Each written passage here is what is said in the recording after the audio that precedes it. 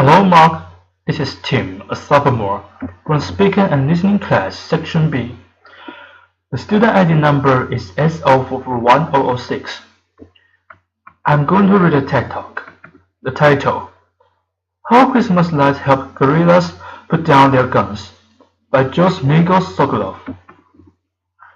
So I thought a lot about the first word I say today, and I decided to say Colombia. And the reason, I don't know how many of you have visited Colombia, but Colombia is just north of the border with Brazil. It's a beautiful country with extraordinary people, like me and others, later. And it's populated with incredible fauna, flora. It's got water. It's got everything to be the perfect place. But we have a few problems.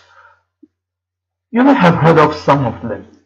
We have the oldest standing gorilla in the world.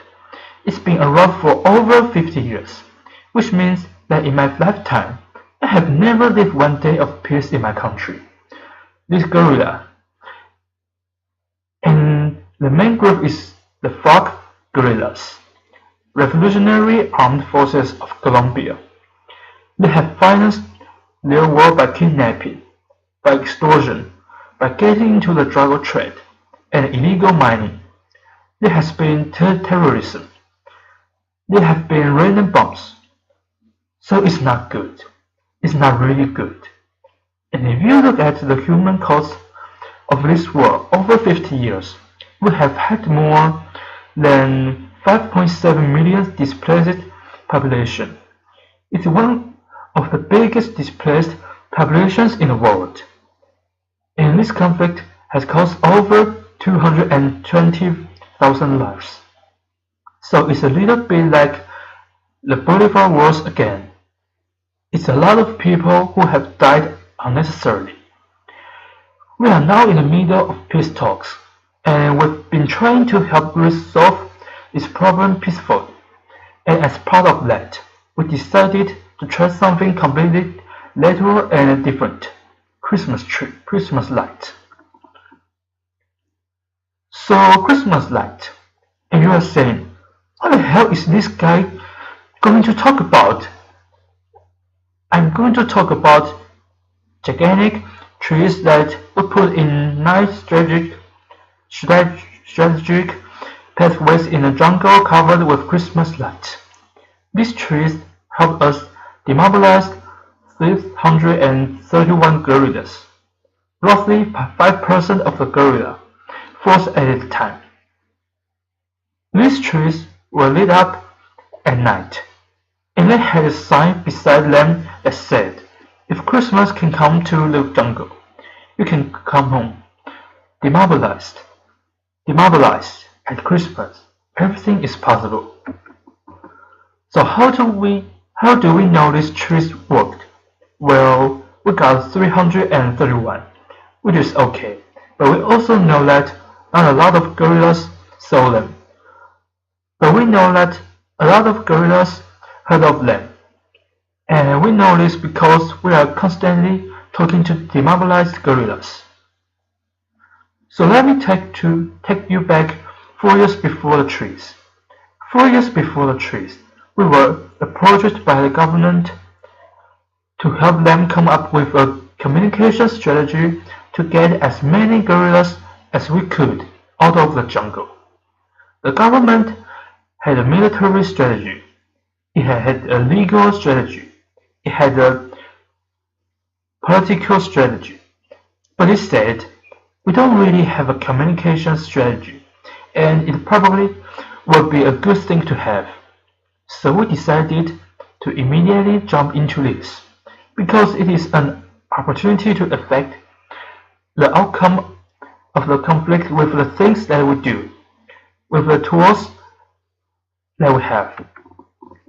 But we didn't know very much about it. We didn't understand in Colombia. If you live in the cities, you are very far away from where the war is actually happening, so you don't really understand it. And we asked the government to give us access to as many demobilized guerrillas as possible. And we talked to about 60 of them before we left. We felt we fully understood the problem. We talked about. They told us why they have joined the guerrillas, why they left the guerrillas, what their dreams were, what their frustrations were.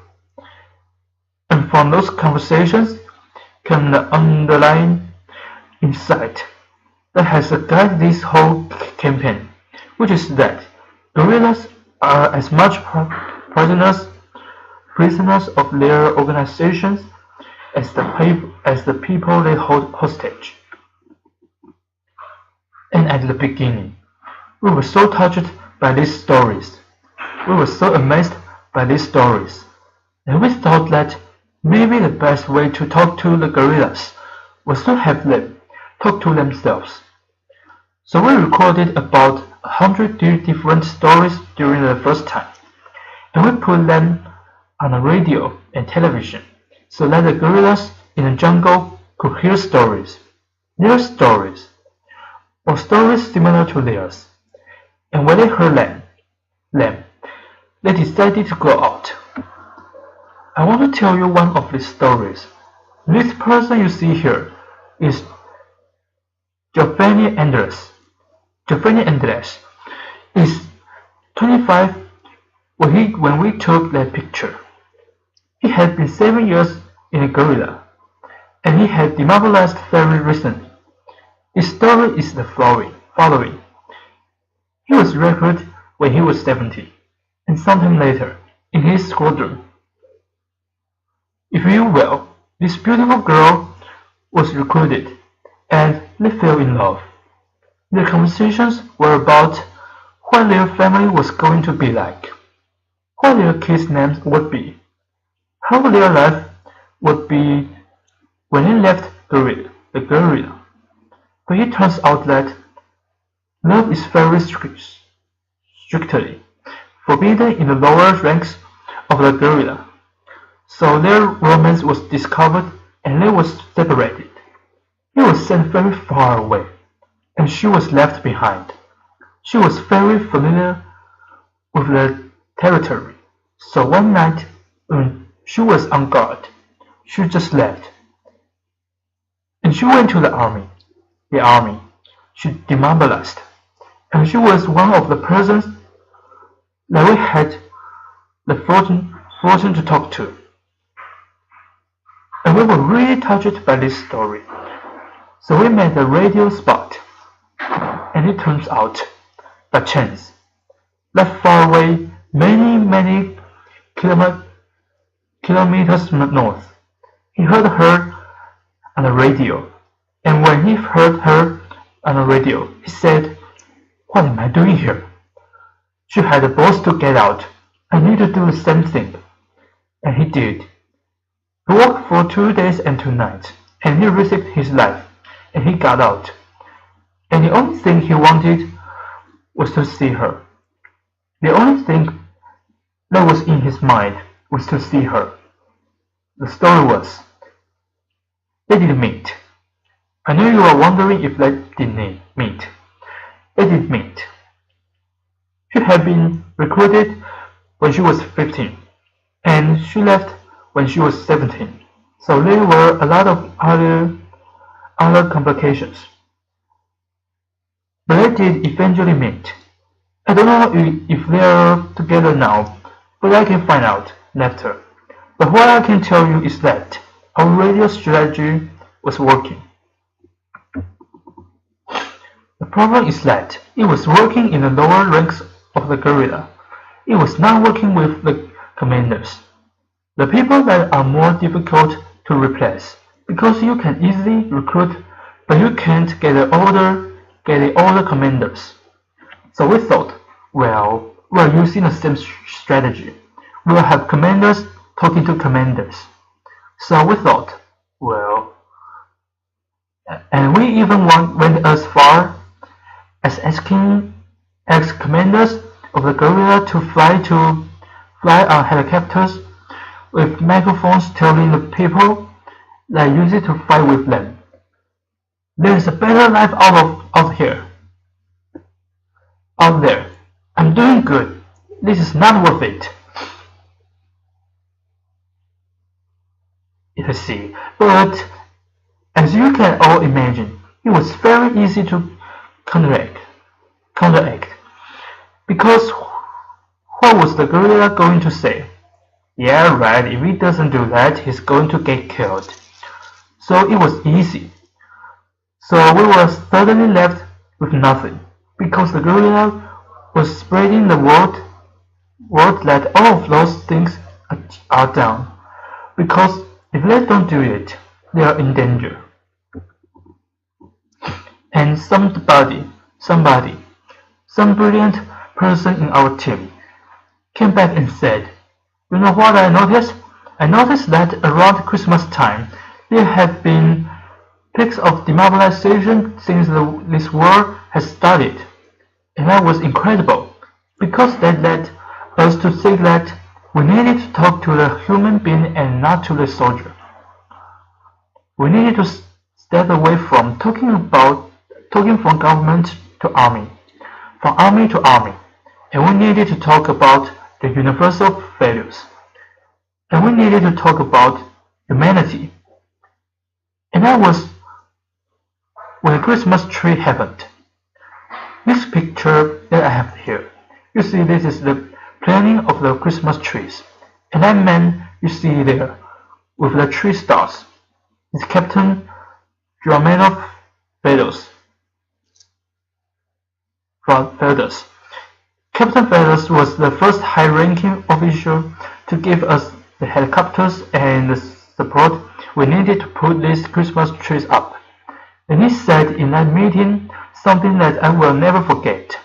He said, I want to do this because being generous makes me stronger, makes my men feel stronger.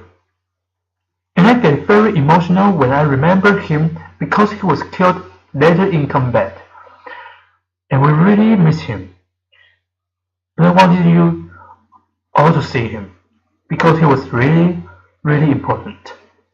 He gave us all the support to put up the first Christmas trees. What happened later is that the guerrillas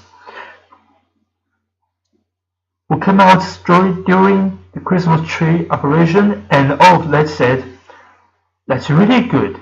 Christmas trees are really cool. But you know what? We really don't work anymore.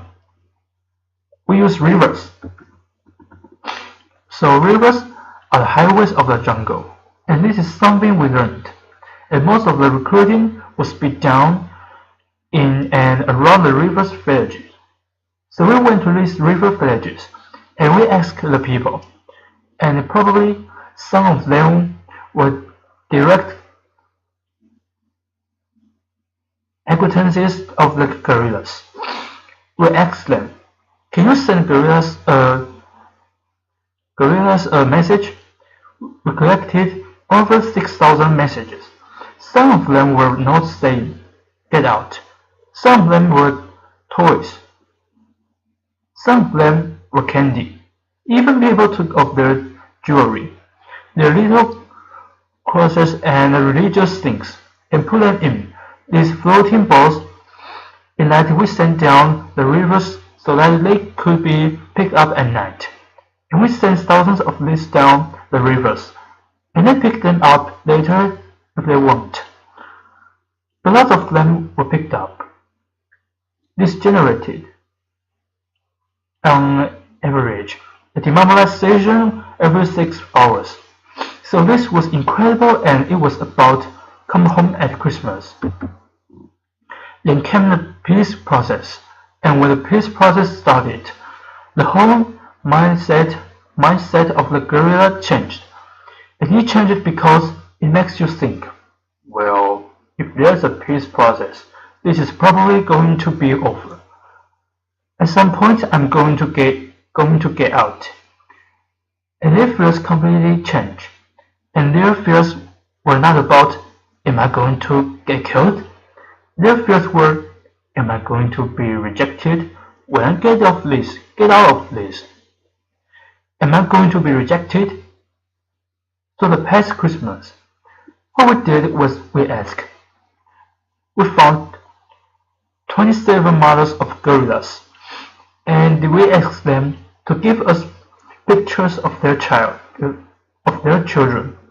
when they only could recognize themselves, so as not to put their lives in danger.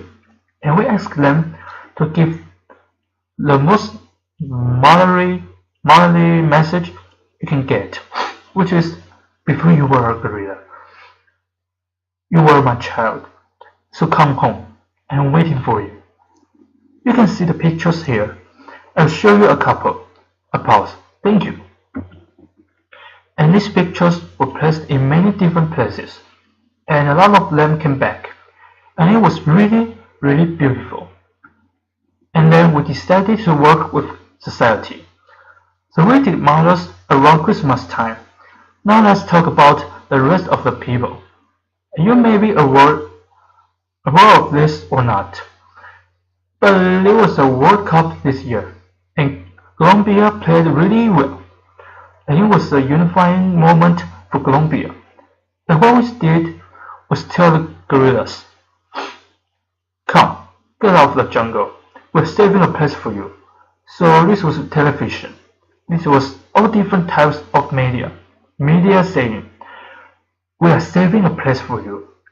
The soldier here in a commercial says, I'm saving a place for you right here in this helicopter so that you can get out of this jungle and go join the World Cup. Ex-football players, radio announcers, everybody was saving a place for the Gloria. So, since we started this work a little over 8 years ago, 70,000 gorillas have demobilized. I do not oppose. Thank you. I don't want to say in any way that it only has to do with what we do, but what I do know is that our work and the work that we do may have helped a lot of them start thinking about demobilization, and if any have helped a lot of them take the final decision. If that is true, advertising is still one of the most powerful tools of change that we have available. And I speak not only on my behalf, but on behalf of all the colleagues I see here who work in advertising, and of all the team that has worked with me to do this. That if you want to change the world, or if you want to achieve peace, please call us. We love to help. Thank you. A pause.